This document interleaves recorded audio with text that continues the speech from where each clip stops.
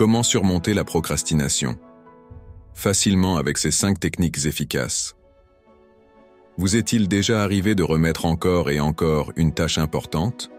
De vous retrouver à vérifier vos emails ou à faire défiler les réseaux sociaux alors que vous aviez prévu de travailler sur un projet? Si oui, vous n'êtes pas seul. La procrastination touche tout le monde, mais il existe des moyens simples et efficaces pour la surmonter. Imaginez-vous au matin, prêt à attaquer une journée pleine de bonnes intentions. Vous avez des objectifs, des projets en tête, mais petit à petit, vous vous retrouvez à repousser les choses. Vous vous dites « ce n'est pas grave, je m'y mettrai plus tard ». Pourtant, ce plus tard finit par ne jamais arriver. La procrastination, bien que frustrante, n'est pas une fatalité. C'est un comportement que l'on peut comprendre et gérer à condition d'adopter les bonnes stratégies. Dans cette vidéo, je vais vous partager 5 techniques simples mais puissantes pour surmonter cette tendance à procrastiner et enfin passer à l'action. D'abord, il est essentiel de comprendre pourquoi nous procrastinons.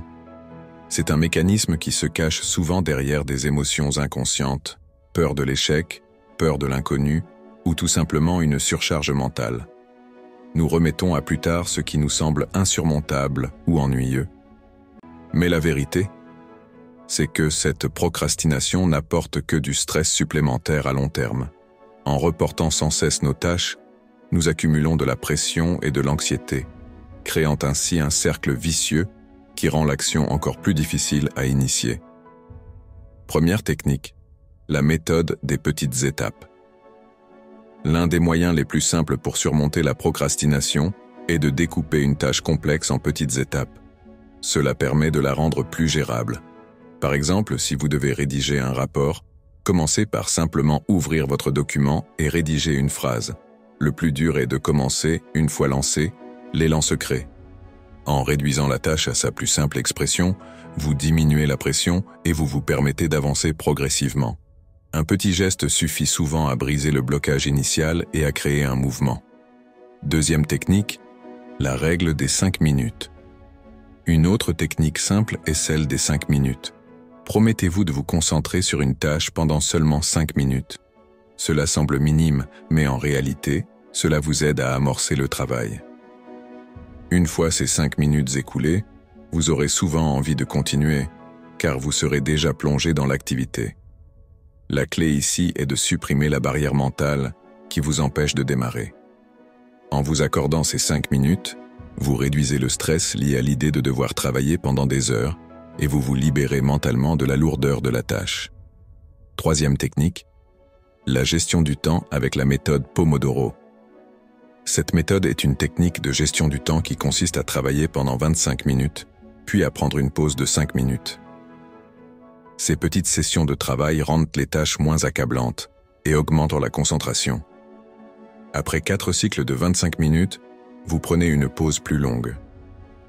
C'est une manière d'allier productivité et gestion du stress, tout en vous permettant de rester motivé. De plus, les pauses régulières permettent à votre cerveau de se recharger et de maintenir une productivité soutenue sur le long terme. Quatrième technique, visualisez votre succès.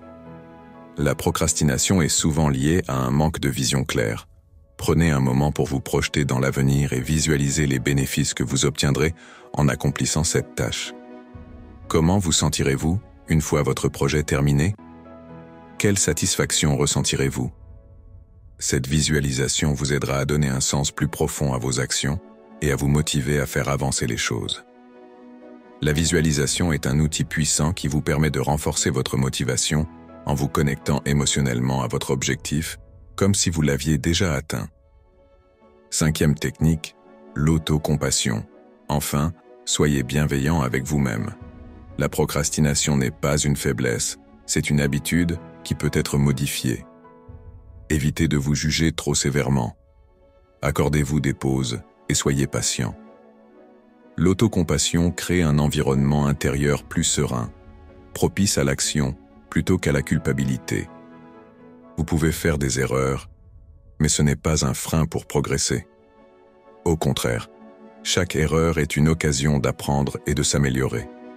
L'important, et de continuer à avancer, même lentement. En résumé, il est temps de passer à l'action. La procrastination est une habitude ancrée en chacun de nous, mais elle n'est pas une fatalité. Avec les bonnes techniques et une approche bienveillante, vous pouvez surmonter cette tendance et avancer vers vos objectifs. Commencez dès aujourd'hui avec une petite étape. Vous verrez que chaque petite victoire vous rapprochera du succès. Rappelez-vous, il n'y a pas de perfection. Ce qui compte, c'est d'agir, de faire des progrès, même minimes, et de célébrer chaque étape franchie. Rappelez-vous, ce n'est pas en procrastinant que vous atteindrez vos rêves. Il est temps de prendre les devants, d'agir et de vous permettre d'évoluer. Si vous avez trouvé ces conseils utiles, n'hésitez pas à liker la vidéo, à commenter votre propre expérience avec la procrastination et à partager vos astuces personnelles pour la surmonter. Et surtout, abonnez-vous pour plus de conseils pratiques sur la gestion du temps et l'amélioration de la productivité. Merci d'avoir regardé et souvenez-vous, chaque petit pas compte. Vous avez en vous la capacité de changer et de réussir, un pas à la fois.